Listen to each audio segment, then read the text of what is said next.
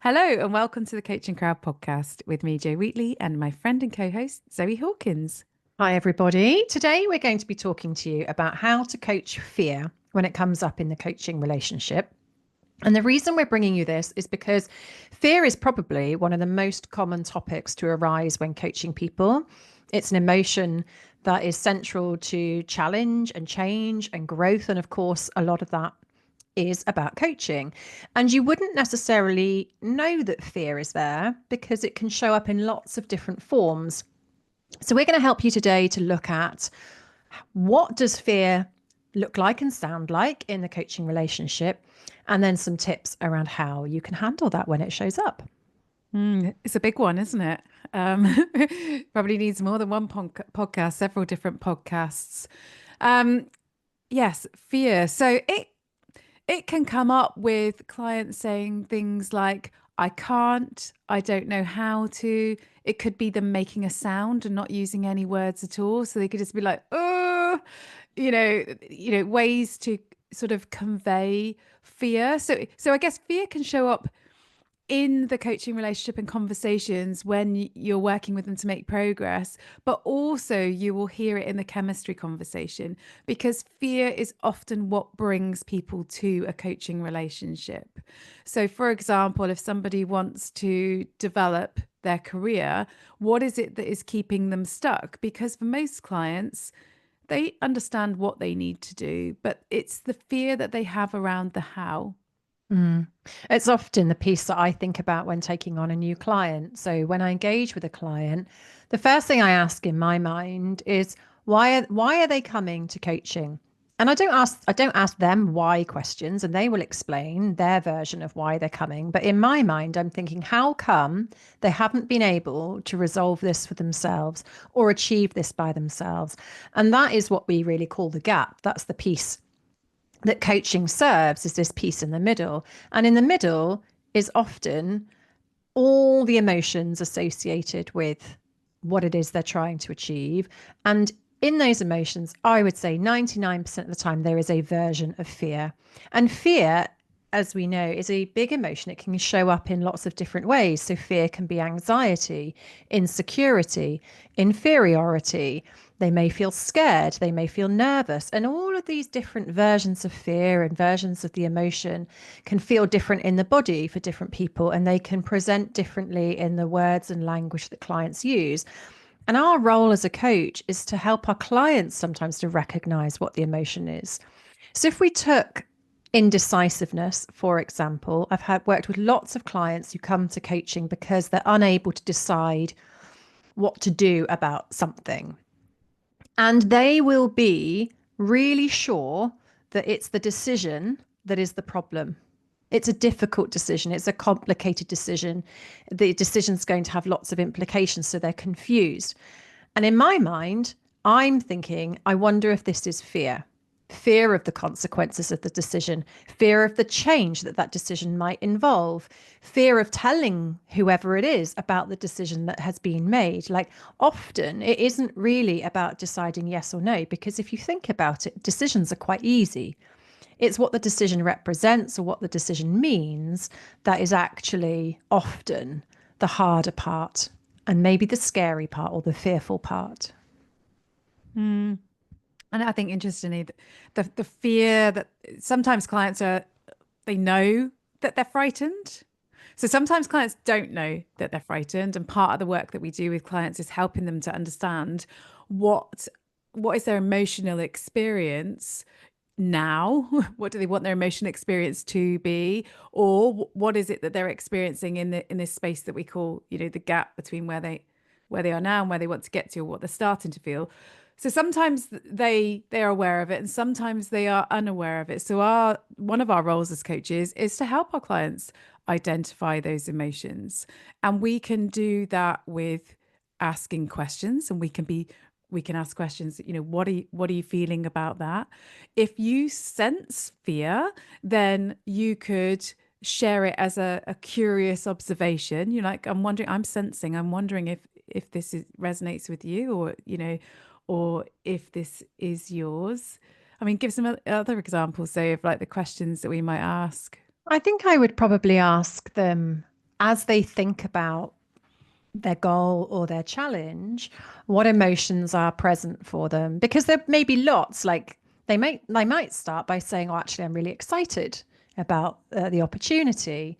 So if you imagine that the goal is going for a promotion, for example, and this person hasn't put in their application for their promotion, and they're bringing to the coaching session why they haven't, or that they want to apply for promotion, but they haven't done it yet. They're procrastinating about it. So what are the emotions that are present as you think about that? Well, I'm really excited. I'm looking forward to the opportunity to progress my career. And I haven't put the application because I'm just so busy. There's like so many other things going on, and it would be really easy to see that at face value.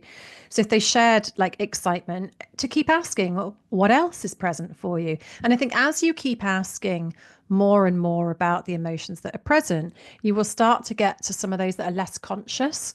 So you may start to tap into, well, I think part of the reason why I haven't put in my application is I'm worried I might get rejected. I so here you say you're worried, you know, what other emotions are connected to that worry? And they might start saying fear, and could be anything. So I think the what else, and like expanding on the emotional experience.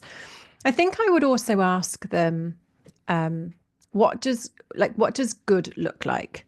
And then how far away are they from what good looks like? So in the same example I shared there, you might ask, so if this was going well for you, what would be different? And they might say, well, I've had written my application, I'd have put it in, I'd had a conversation with my line manager, I'd be telling my partner about it. Okay, so what's stopping you doing that? Because sometimes we have to be able to connect to almost like the reality of it happening to be able to understand why we can't get past the present day. So I might do some things about visioning of the future and connecting it back to emotional exploration as well. Does that inspire any more in you, Jo? It does. I'm like, oh, I've got these ideas. I don't want to forget them. And just thinking of the things that we do. I'm thinking about when clients say, "Oh, I feel sick." Just thinking about, basically achieving the goal, taking the action that they know will get them closer to their goal. So if your client says, "Oh, I feel sick," you say, "Okay, what emotion is it that you're feeling?" And that's where they then might be able to identify one or a number of different emotions around it. I think also we can help our clients to understand whether they've got any emotional sequences. So, kind of like almost like this is related to their beliefs about what happens. If, for example, if somebody unconsciously, if we use the same example, like going for promotion, like if they have somewhere embedded in themselves that they think that when they feel fear, the next emotion that they're going to feel is embarrassment, for example, then we can start, we can help our clients to understand, if we say, what do you normally feel after you felt fear? So they've identified that it's fear. What do you normally feel after fear? And they start saying, they go through their memories like embarrassed. Okay. And after you feel embarrassed, what do you tend to feel then? Or like I want to hide. Okay. What's that emotion? Um, oh, I feel ashamed. Okay. And after you feel ashamed, what do you tend to feel then? Or I think I feel renewed after that. There's not really anywhere else to go. Okay. What would you like to feel after you felt fear? So in this particular example, this particular goal that you've got, what do you want to feel after fear? I want to feel the fear and do it anyway. Okay, so what would you need to feel in order to be able to do that? Oh, I need to feel, oh yeah, I'm capable of doing it. If you felt that you were capable of doing it, what would you feel then? Well, then I'd feel excited. Okay, so if you knew after you felt fear, you were then going to feel excited. And what would you feel after excitement? Well, like if I felt excited, I'd feel proud, I'd feel a sense of achievement. And all of a sudden, there's a new possibility. And when Mm. you've got that new possibility and the client can identify what they want to feel, because lots of clients actually struggle most with identifying what they want, breaking it down into the level of detail that's really going to give them a roadmap, not only practically, but also emotionally. And what we can also do is we can help our clients to engage with the emotion and give the emotion a voice. So if, for example, the client says, "Oh, I feel really sick, or oh, I can feel my body tightening up even as I'm thinking about this. Okay, and what is that? I think it's fear. Okay, so when you think about, you've got this fear, it's in your shoulders. Like if you were to engage and you're thinking about that fear and ask it, like, what does it want? What does it need? What would it say?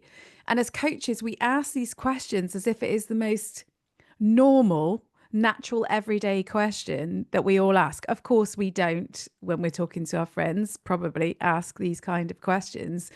But it's wonderful to be able to have these kind of conversations with our clients because it brings a lightness into it. I think it sort of elevates the conversation because we start to get really curious.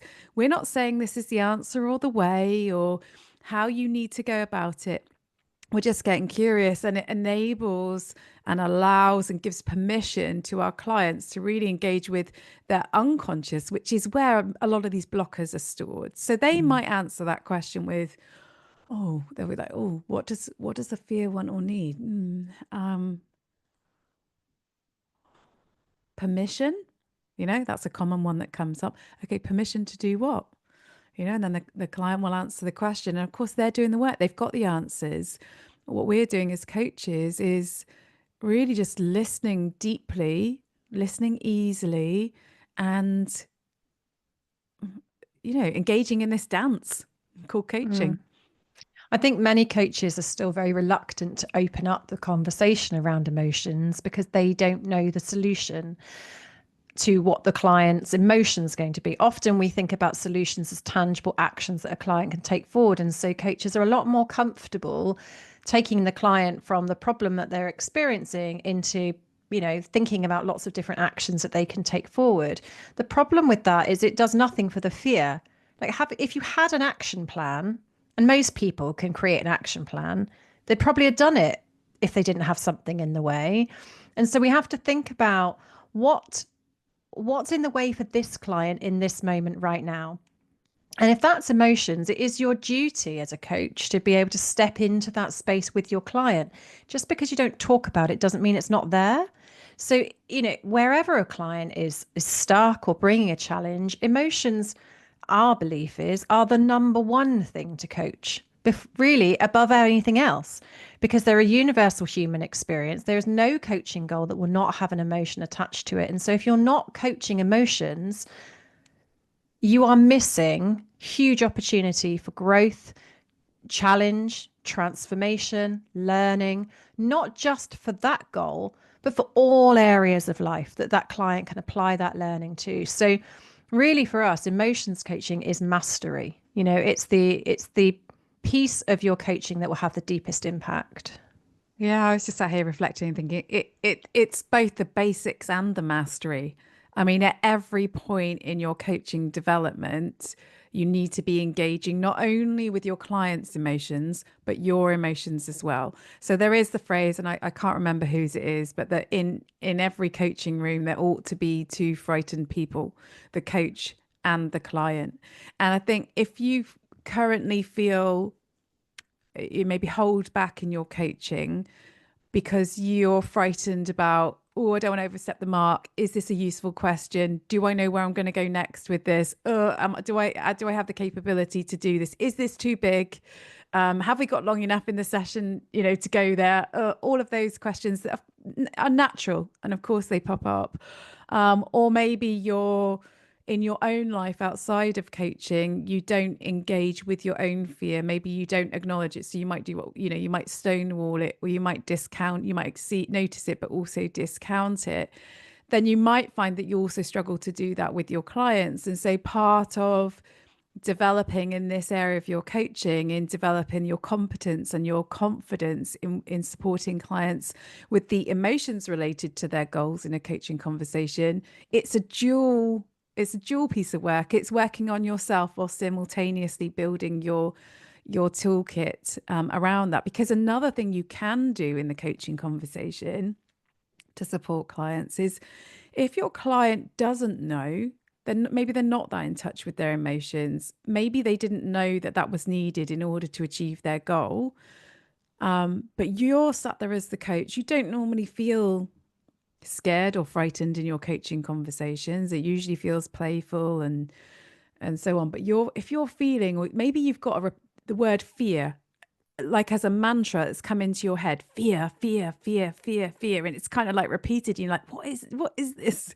You're thinking, oh, why am I getting this message right now? That might be an indication for you to check in with your client and just say, can I share something with you? Yes.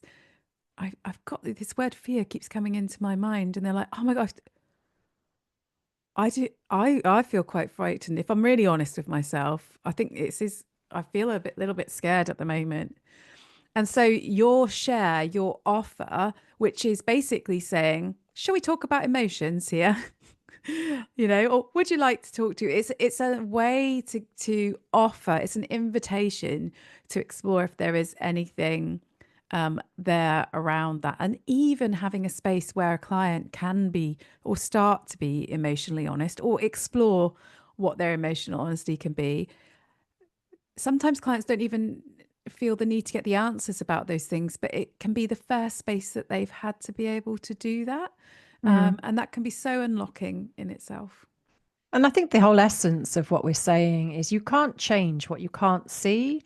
And so for clients who, as Joe's described, don't easily understand or express their emotions, the emotional exploration is essential for them being able to move forward. Because if they can't see it and don't understand their internal experience, no matter how many action plans you put in place, they're never going to be able to achieve them because they're blocked by something that they can't resolve. I think the other thing, I loved what you said around it's the basics and the mastery. And I was thinking about lots of different situations in employed roles where line managers will often obviously have their direct reports coming into their office to sit down, and they might say things like, oh, I'm really stuck on this project, or, really don't know how to move forward, or a whole manner of different things. And how often would a leader sit down and ask, how are you feeling about it? They'll probably just go into like, okay, what have you done so far? Tell me the different steps that you've been through. Okay, that all sounds pretty good. What do you need me to help with? Oh, I don't know how to work out this part. But actually, if we asked more questions about people's emotions in everyday life, it would help people, I think, to move forward much more quickly. Because we know from the work that we do, emotions, whether it's fear or another emotion, they tend to be one of the main blockers in progress and learning. So I think if we were able to bring conversations and curiosity to everyday conversation through the lens of emotions, we would all be, I think, in a much more agile place. And of course, there is the emotions wheel, feelings wheel. You can Google it any which way. You'll get a whole range of beautiful colored wheels with like 50 different emotions on them. And of course, we have our own.